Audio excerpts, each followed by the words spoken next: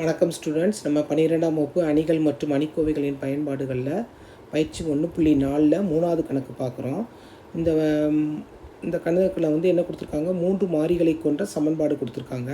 3 மாறிகள்னு சொல்லி கொடுக்கும்போது XYZ.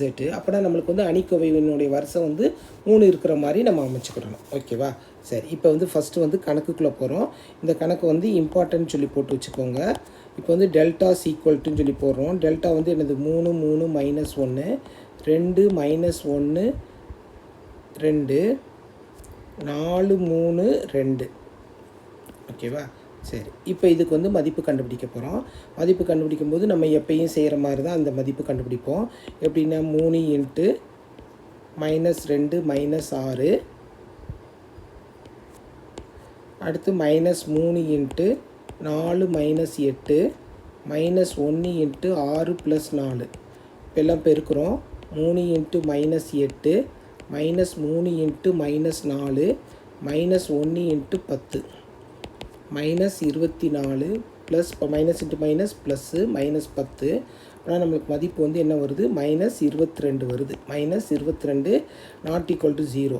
இது 0வாக இருந்துச்சுன்னா கண்டிப்பாக நம்மளுக்கு கணக்கு தப்பாக தான் வரும். 0வாக இருக்கக்கூடாது. இது 0வாக இருக்கக்கூடாது. 0வாக இருந்தால் கணக்கு இதோடு முடிஞ்சிடுச்சின்னு அர்த்தம். ஓகேவாம்மா?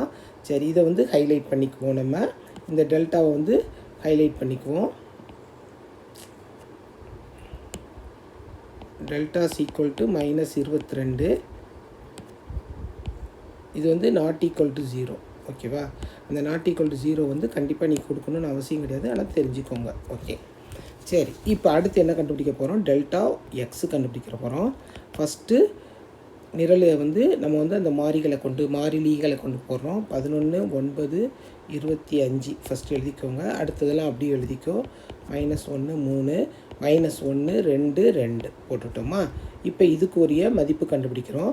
ஃபஸ்ட் எடுத்தோடனே 11 × -2 -6 -3 × 18 -50 -1 × 27 + 25. ஓகேவா?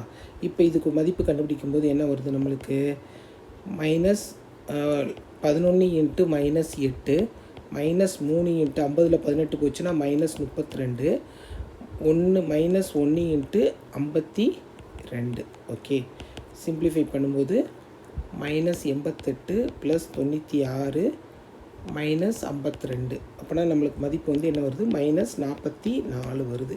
இது என்னது, டெல்டா எக்ஸ். இதையும் ஹைலைட் பண்ணிக்குவோம். அடுத்து என்ன இருக்குதுன்னா டெல்டா ஒய். டெல்டா ஒய்க்கு நம்ம அடுத்த பக்கம் போய்க்கலாமா? அடுத்த பக்கம் போய்கிட்டு நம்ம செய்வோம். டெல்டா ஒய்க்கு போகிறோம். டெல்டா ஒய்ன்னு போடும்போது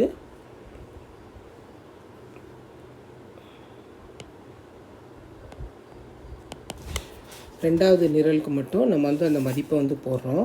ஃபஸ்ட்டு 3 2 4. அடுத்ததுக்கு மட்டும் அதை போடுறோம். 9 25.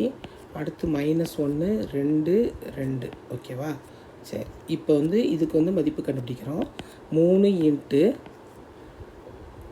18 - 50 -11 × 4 - 8 -1 × 50 - 36.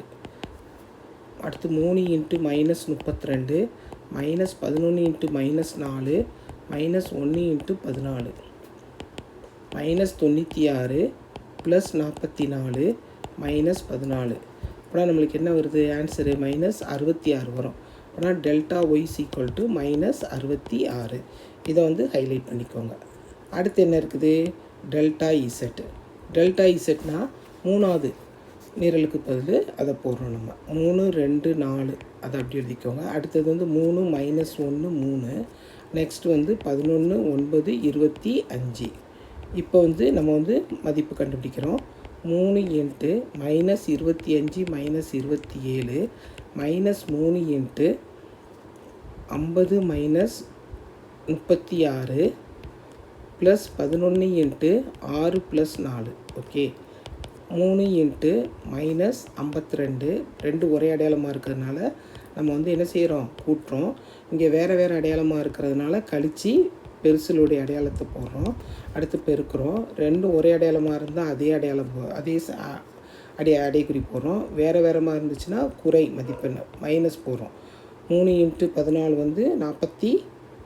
3 × 14 வந்து எவ்வளவு? 42. Minus 42 minus plus 110. அப்படின்னா என்ன வருது? மைனஸ் 88 வரும். இது வந்து டெல்டா இசட். இதே ஹைலைட் பண்ணிக்குவோம். அடுத்து வந்து என்னது? கிராமரின் விதிப்படி. கிராமரின் விதிப்படி வந்து நம்ம வந்து என்ன கண்டுபிடிக்கிறோம்? X is equal to delta x by delta. Delta x வந்து என்னது? Minus 44 by minus 22. அப்போனா 2. அடுத்து y is equal to delta y by delta. Delta y வந்து என்னது? Minus 66 by minus 22.